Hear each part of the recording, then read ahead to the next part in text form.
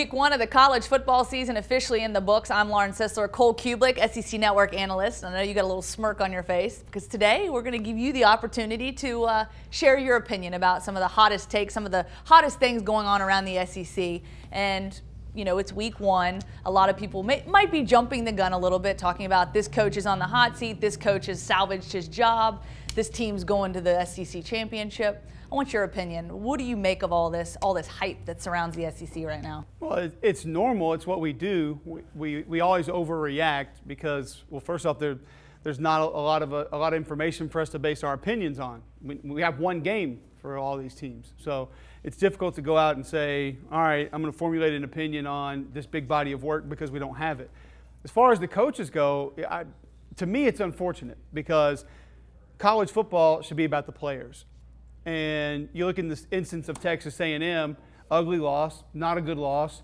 You had somebody inside the athletic department come out in the offseason and actually put a number by Kevin Sumlin's name of what he needs to do to keep his job, right, which I think is a little bit ridiculous.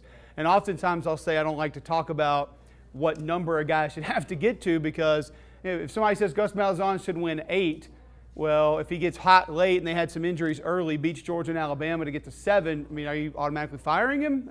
It doesn't make sense. But to have a booster go on social media and basically say that his vote is to remove Kevin Sumlin and that other guys are on his side, so to speak, that Kevin Sumlin should be removed as head coach of Texas A&M, I immediately just feel bad for the players because I've gone through a coaching change in the middle of the season, and I don't really wish that on anyone.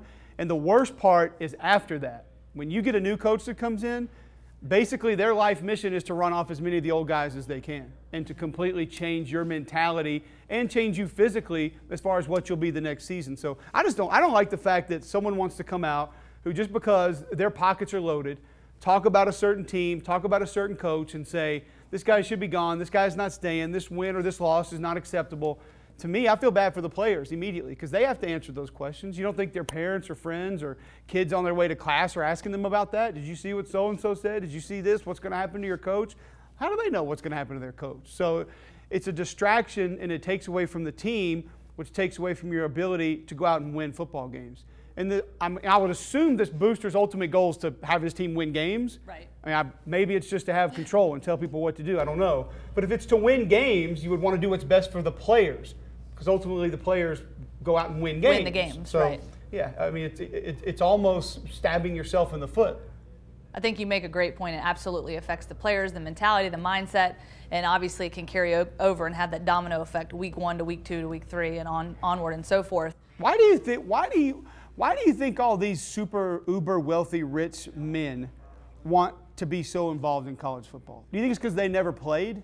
I think they ultimately they want to coach the game. They want to have the ability. They don't know how to coach a game.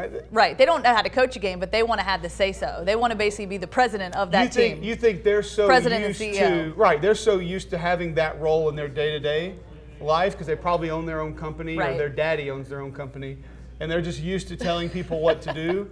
That they think they should just carry that over to whatever athletic department they support. Yeah, you probably make a good point there. I know you make a good point there. Good points, but you always, yeah.